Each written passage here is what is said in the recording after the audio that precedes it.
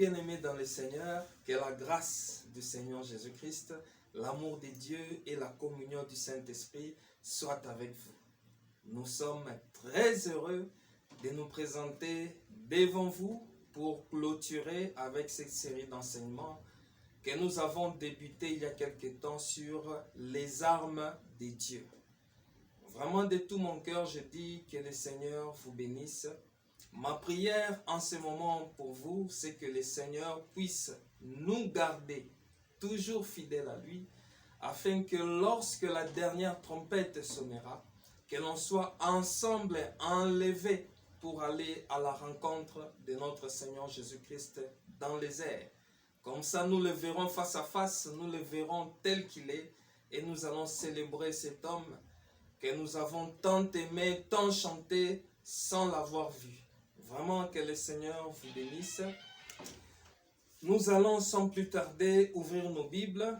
Nous lisons Éphésiens chapitre 6, le verset 17. Je lis la parole au nom de Jésus-Christ.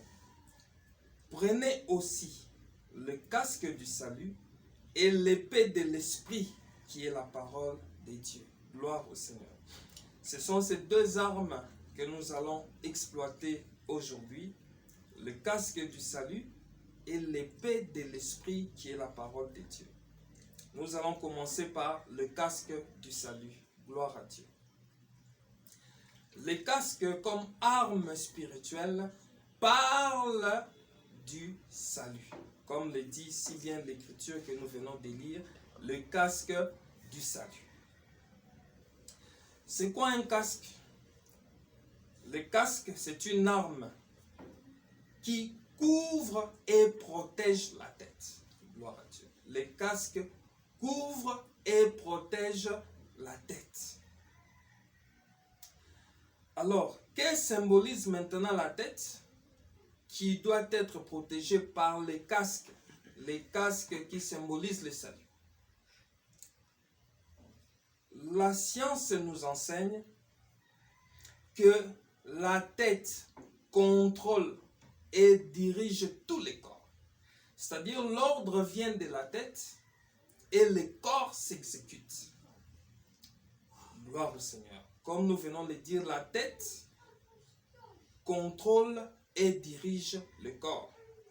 Ce qui n'est pas contraire à l'enseignement de la Bible. Parce que la parole de Dieu présente notre Seigneur Jésus-Christ comme étant la tête de l'Église qui est son corps. Selon Colossiens chapitre 1er, verset 18. Et en tant que tête, le corps qui est l'Église est soumis à sa volonté. Éphésiens chapitre 5, verset 24. La Bible dit que l'Église est soumise à Christ. Donc, nous comprenons par là que la tête parle de la direction et du contrôle du corps. Gloire à Dieu.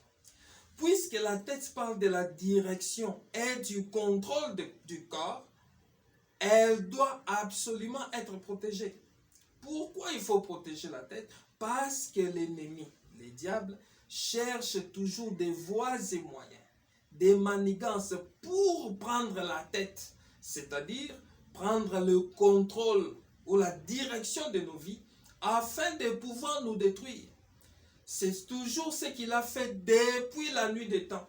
Le diable cherche toujours des moyens pour nous détruire, pour nous contrôler, afin de nous détruire, de nous affaiblir. Et il a fait cela déjà à l'époque. Nous pouvons lire cela. Nous sommes dans Juges. Lisons le livre de Juges. Je prends Juges chapitre 16. Je commence à partir du verset 4. Nous allons comprendre la pensée. Après cela, il aima une femme dans la vallée de Sorek. Il s'agit de Samson.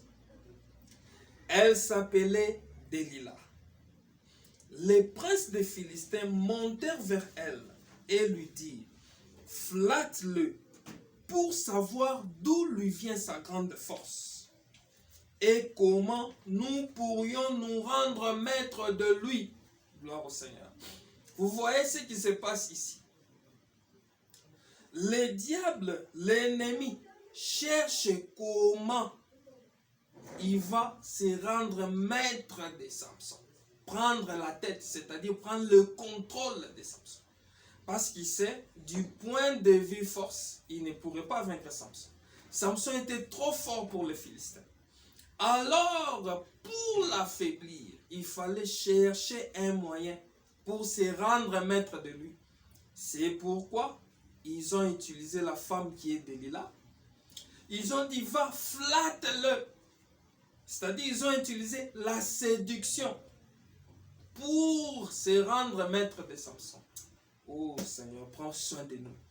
Et aujourd'hui, avant de continuer, nous disons qu'il y a aussi des hommes et des dieux aujourd'hui qui sont déjà tombés sous la domination de l'ennemi parce qu'ils ont succombé à la séduction.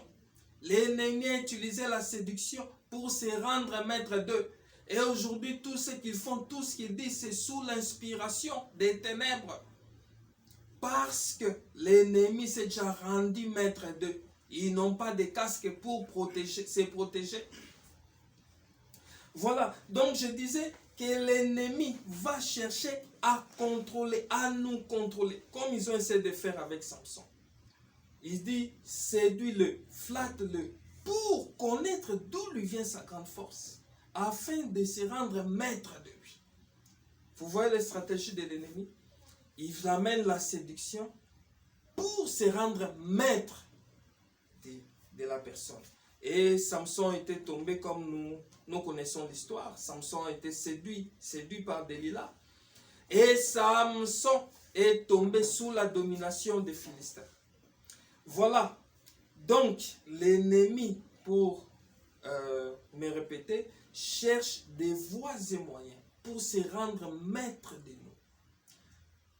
En utilisant notamment la séduction et toute autre chose. C'est pourquoi nous devons avoir les casques pour nous protéger afin de ne pas tomber sous la domination de l'ennemi. Jérémie aussi a vécu cela. Lisons cela, Jérémie chapitre 20. Jérémie chapitre 20, le verset 10. Écoutez ce que le prophète Jérémie dit. Car j'apprends les mauvais propos de plusieurs. L'épouvante règne alentour. Accusez-le et nous l'accuserons. Donc Jérémie dit ce qu'il entend. Il entend des gens dire accusez-le. Il cherche des voies et moyens pour l'accuser. Dans quel but? Écoutez. Accusez-le et nous l'accuserons. Tous ceux qui étaient en paix avec moi observent si je chancelle. Peut-être se laissera-t-il surprendre et nous serons maîtres de lui, nous tirerons vengeance de lui. Vous voyez? Le but ici, c'est de se rendre maître de lui. C'est-à-dire de prendre le contrôle de sa vie. C'est pourquoi ils veulent les charger de fausses accusations. Ils attendent patiemment que Jérémie chancelle pour qu'il soit maître de lui. Pour qu'il prenne la tête, c'est-à-dire le contrôle de sa vie. C'est en nous amenant à pécher, en nous amenant à nous éloigner de Dieu, que le diable peut prendre le contrôle de nos vies afin de nous détruire. C'est pourquoi nous devons revêtir les casques du salut pour nous protéger la tête. C'est-à-dire empêcher l'ennemi de prendre le contrôle et la direction de nos vies. Et le salut est à la fois une œuvre et une arme. Je vais m'expliquer. Le salut comme œuvre, qu'est-ce que le salut a fait? Le salut nous a arrachés entre les mains de l'ennemi en nous rachetant pour que nous appartenons à un seul maître qui est Dieu. Lisons cela, 1 Corinthiens chapitre 6, verset 20. 1 Corinthiens chapitre 6, verset 20. Écoutez ce que la Bible dit. Car vous avez été rachetés à un grand prix. Glorifiez donc Dieu dans votre corps et dans votre esprit qui appartiennent à Dieu. Vous voyez?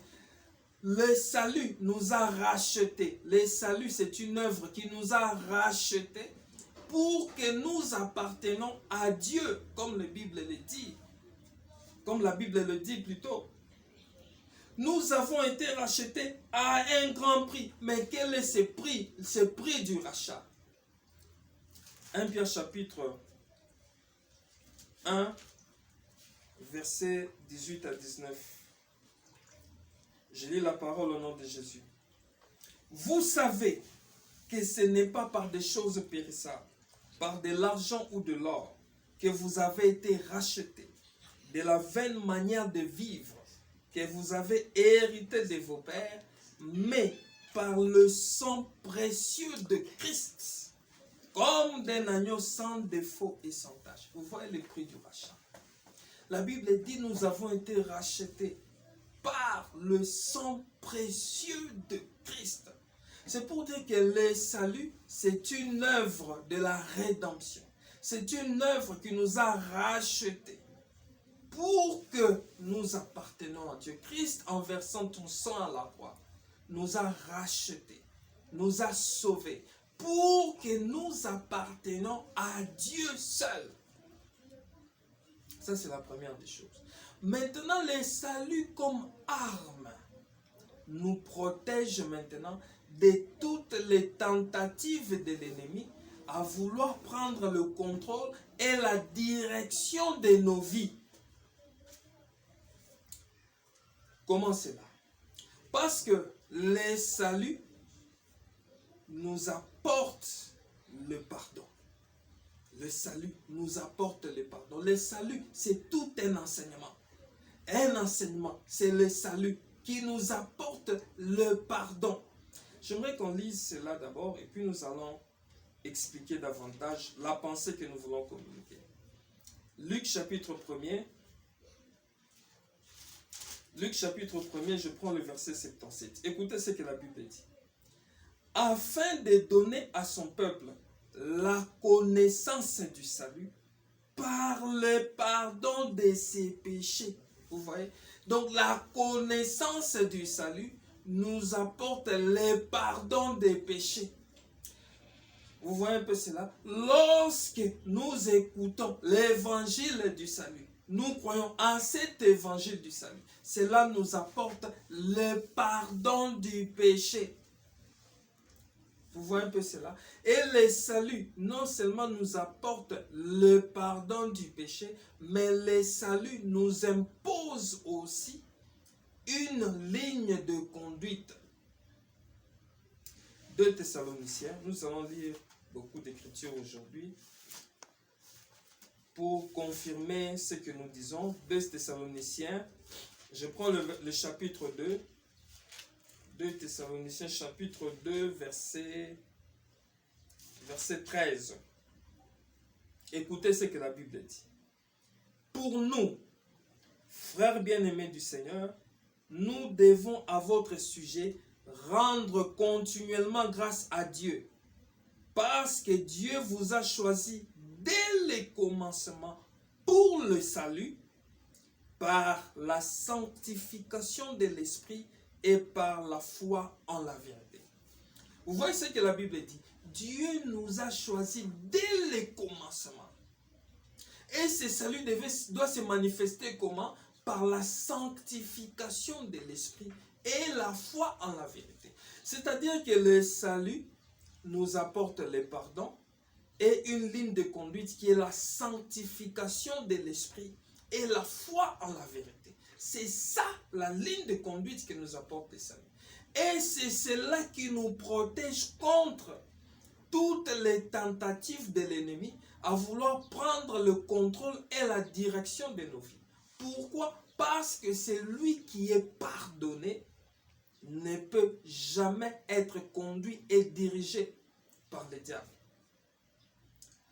Parce que le pardon dépouille le diable de toute sa force. C'est ce que le Seigneur a fait à la croix. La Bible dit qu'il a dépouillé les autorités, les dominations à la croix. Comment il les a dépouillées? Il les a dépouillées en nous accordant le pardon.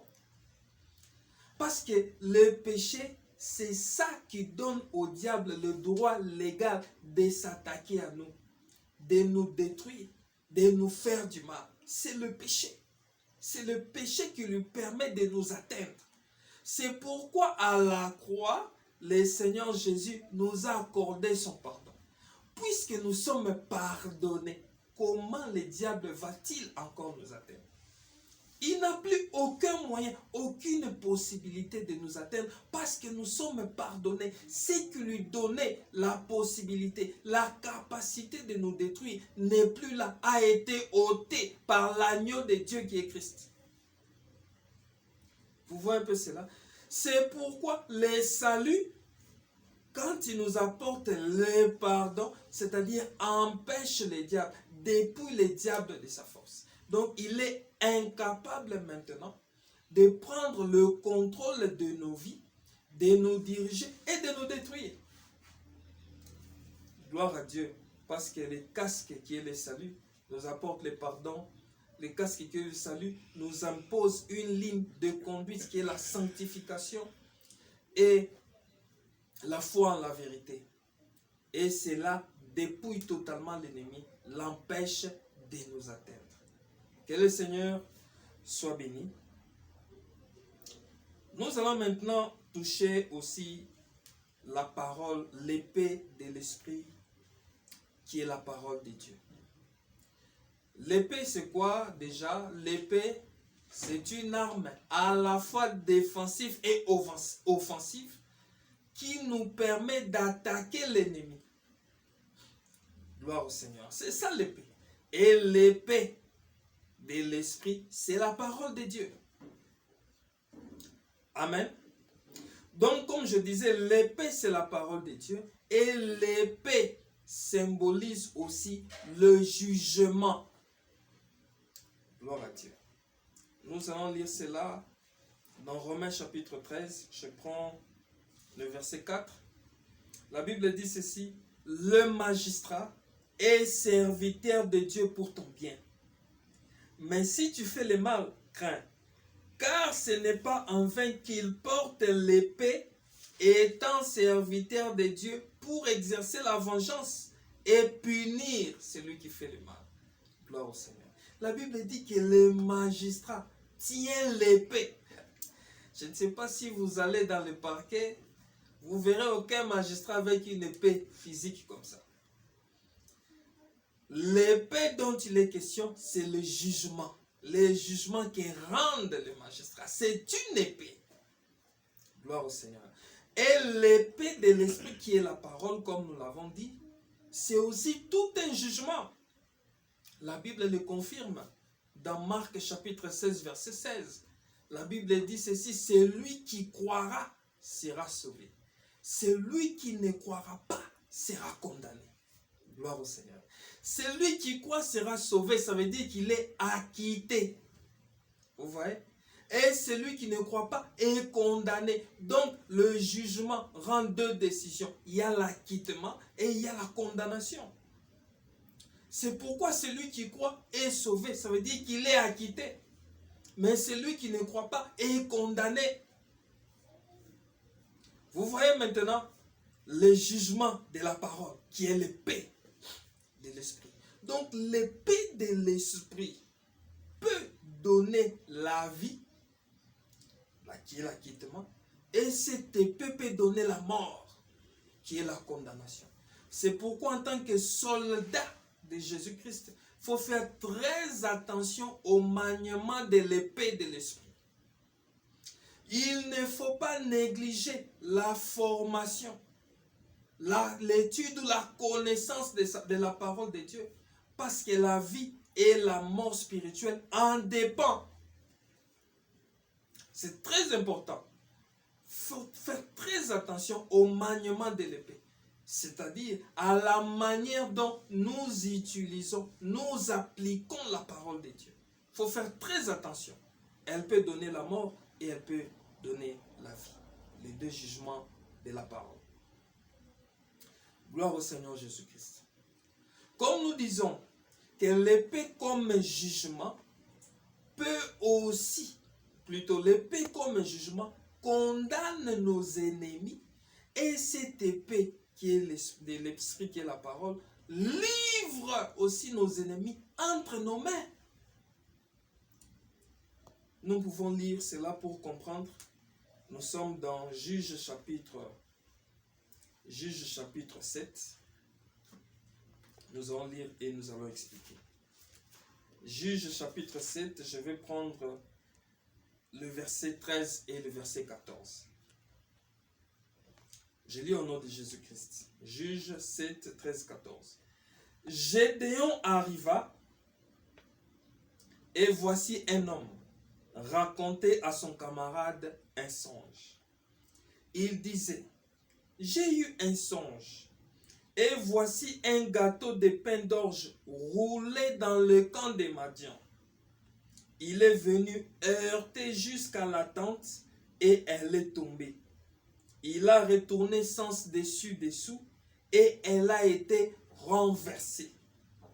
Verset 14. Son camarade répondit et dit, ce n'est pas autre chose que l'épée de Gédéon, fils de Joas, homme d'Israël.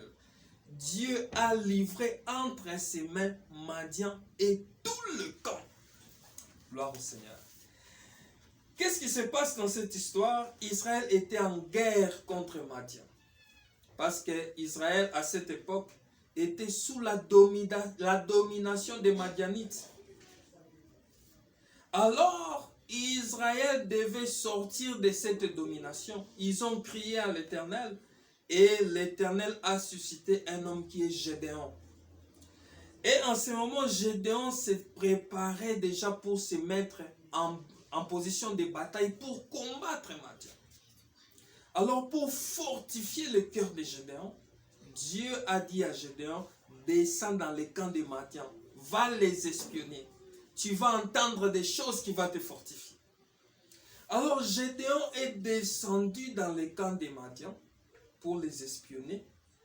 Lorsqu'il est descendu, il a entendu un Madianite qui racontait à son ami les songes qu'il avait faits. Il a dit, j'ai vu un pain d'orge qui roulait et qui a renversé la tente des Madian. Donc ce pain d'orge-là a condamné déjà Madian parce que ça a renversé la tente des Madian. Maintenant son ami prend la parole et lui répondit ceci. Ce que tu as vu et qui nous a condamnés là, ce n'est rien d'autre que l'épée de Gédéon. Gloire au Seigneur. Donc l'épée de Gédéon a condamné Madian. Et cette épée a livré Madian entre les mains de Gédéon. Il a dit, ce que tu as vu, c'est l'épée de Gédéon. Ce qui nous a condamnés, c'est l'épée de Gédéon. Dieu a livré Madian entre ses mains. Et tous les camps. Donc l'épée de l'esprit, qui est la parole de Dieu, a d'une part condamné ces gens. Et après, les a livrés entre les mains de Gédéon. Mais c'est ça, Luc chapitre 10, verset 19. C'est que le Seigneur nous a dit. Le Seigneur Jésus a dit ceci. Voici, je vous ai donné le pouvoir de marcher sur les serpents, les scorpions et sur toute la puissance de l'ennemi. Pourquoi nous devons marcher sur les serpents, les scorpions et sur toute la puissance de l'ennemi? C'est parce que nous combattons un ennemi qui a déjà été vaincu. Il a été vaincu, il a été condamné. C'est pourquoi nous marchons, c'est-à-dire nous dominons. Nous avons le pouvoir sur eux. Ils sont déjà vaincus, ils sont déjà condamnés. Et remarquez, le Seigneur dit, et rien ne pourra vous nuire. Donc dans tout ce que vous ferez, dans le pouvoir que vous exercerez sur eux, rien ne pourra vous nuire. Donc ce qui revient à dire que le Seigneur les a déjà livrés entre nos mains. Donc ils ne peuvent pas nous nuire. Ils sont livrés entre nos mains. En plus d'être condamnés, ils sont déjà livrés entre nos mains. Mais nous exerçons ce pouvoir par la parole, qui est l'épée de l'esprit. C'est pourquoi nous disons que l'épée de l'esprit condamne nos adversaires et les livre entre nos mains. Mais l'épée de l'esprit ne fait pas que ça. Mais l'épée de l'esprit, qui est la parole, nous permet aussi de combattre l'ennemi, de dépeupler son camp pour libérer les élus de Dieu qui étaient en prison entre leurs mains en leur présentant l'évangile du salut, la parole, pour qu'ils soient sauvés. C'est ce qu'Abraham a fait dans l'ombre. Dans Genèse chapitre 14, versets 14 à 16, la Bible me dit que Abraham arma 318 de ses braves serviteurs pour aller libérer son neveu Lot, qui était prisonnier de Kedor Laomer. Vous voyez un peu cela?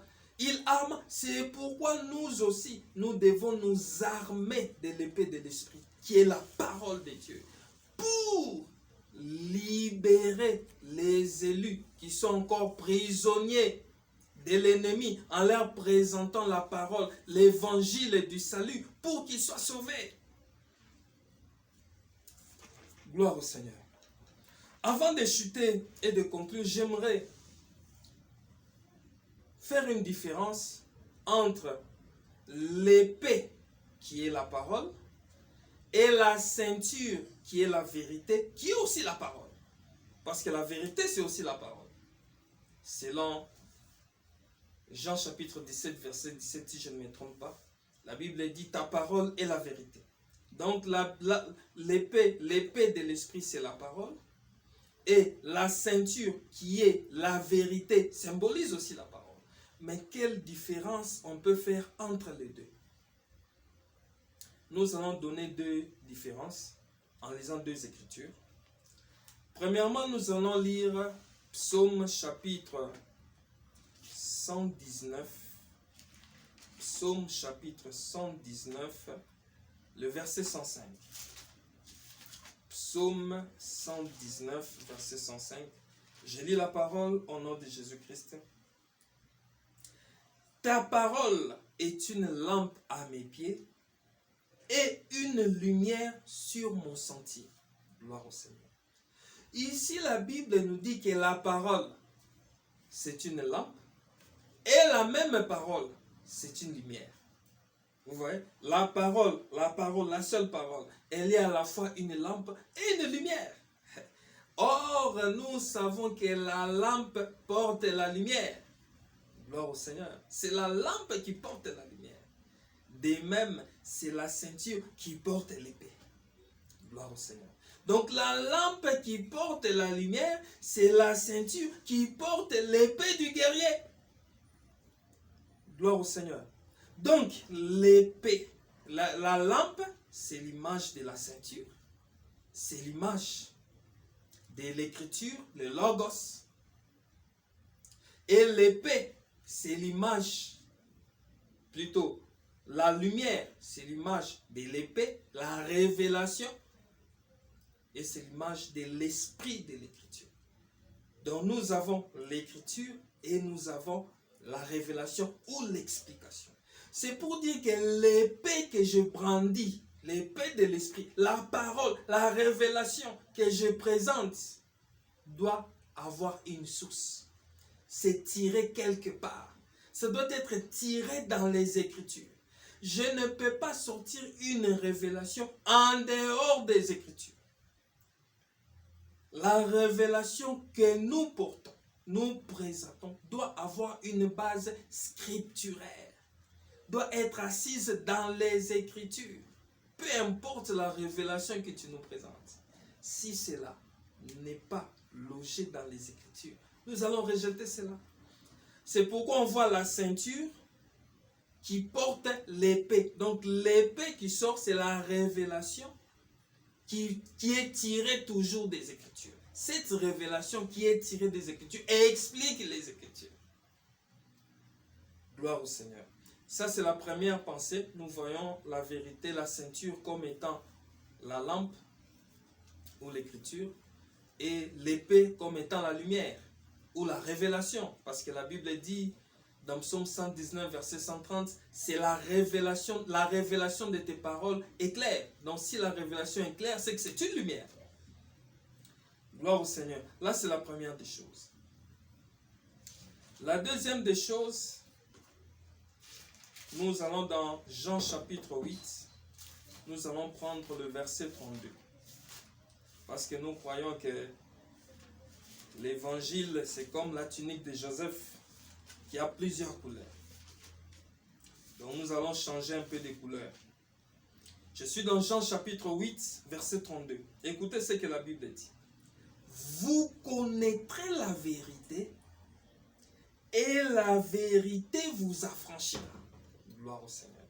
La vérité qui est la ceinture ici prend maintenant une autre couleur. Cela devient la révélation parce que c'est la vérité qui me donne la connaissance de mon état. Ici, il a dit, vous connaîtrez la vérité et la vérité vous affranchira. Pour être affranchi, j'ai besoin de connaître la vérité. J'ai besoin d'avoir une connaissance, une information sur mon état, sur mes faiblesses, sur mes défauts, sur ce qui me fragilise, afin maintenant de sortir l'épée pour combattre. Parce que l'épée sert à combattre. Selon Apocalypse, Apocalypse chapitre 2 verset 16.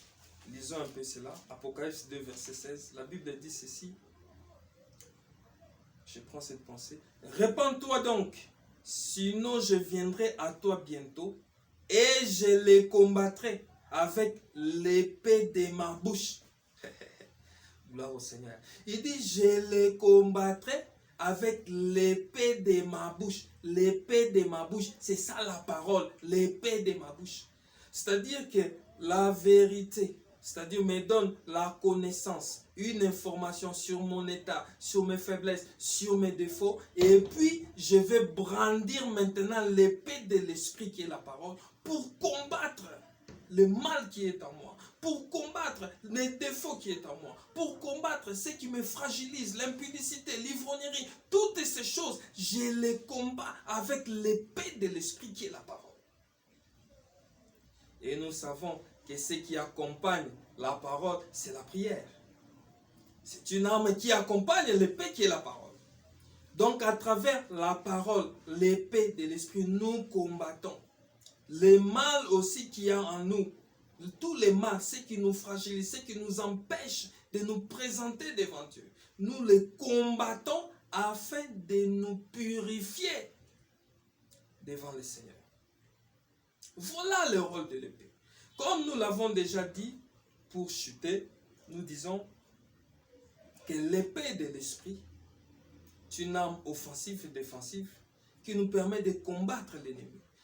L'épée en tant que jugement condamne nos adversaires, les livre entre nos mains.